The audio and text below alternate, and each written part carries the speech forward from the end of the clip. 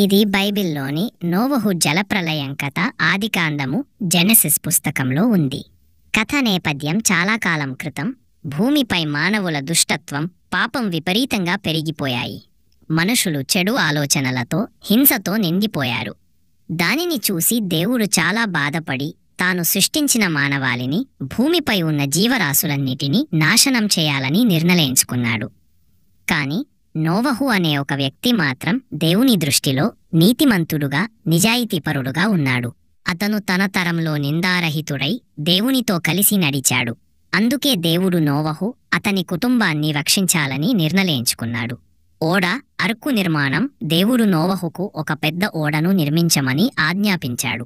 ఆ ఓడను గట్టి చెక్కతో, దాని లోపల వెలుపల తారుతో పూసి 3 అంతస్తులు, అనేక గదులు, ఒక కిటికీ, ఒక ద్వారంతో నిర్మించాలని ఖచ్చితమైన కొలతలతో సహా చెప్పాడు. దేవుడు నోవహుతో ఇలా చెప్పాడు, నేను ఈ భూమిపై జలప్రళయం పంపబోతున్నాను. అందులో భూమిపై ప్రాణమున్న ప్రతిదీ నాశనమవుతుంది. కాబట్టి నీవు, నీ కుమారులు, నీ భార్య, నీ కోడళ్లతో సహా ఓడలోకి వెళ్ళు.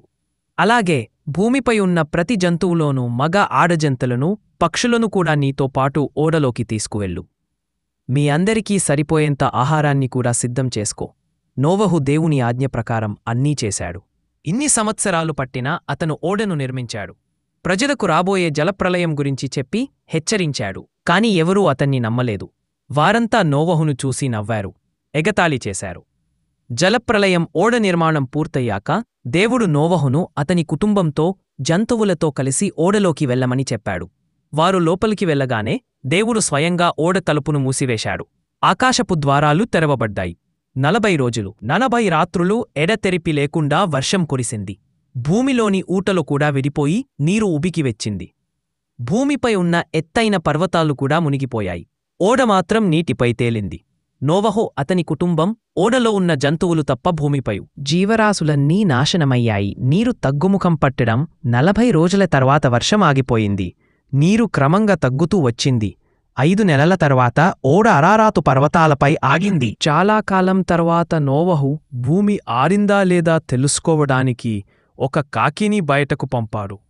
అది తిరిగి రాలేదు. ఆ తర్వాత ఒక పావురాన్ని పంపాడు. అది పొడినేల దొరకక ఓడలోకి తిరిగి వచ్చింది. మరో 7 రోజులు ఆగి నోవహు మళ్లీ పావురాన్ని పంపాడు.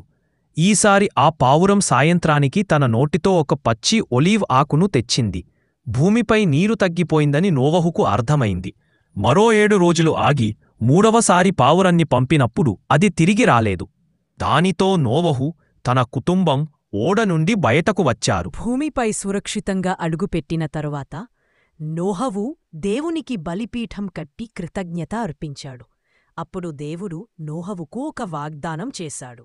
నేను ఇకపై భూమిని జలప్రలయంతో నాశనం చేయను. నా ఈ వాగ్దానానికి గుర్తుతే ఆకాశంలోన ఇంద్రధనుస్సును పెడుతున్నాను. ఆ విధంగా దేవునిపై విశ్వాసముంచిన నోవహు ద్వారా మానవాళిని, జీవరాశులను దేవుడు కాపాడాడు.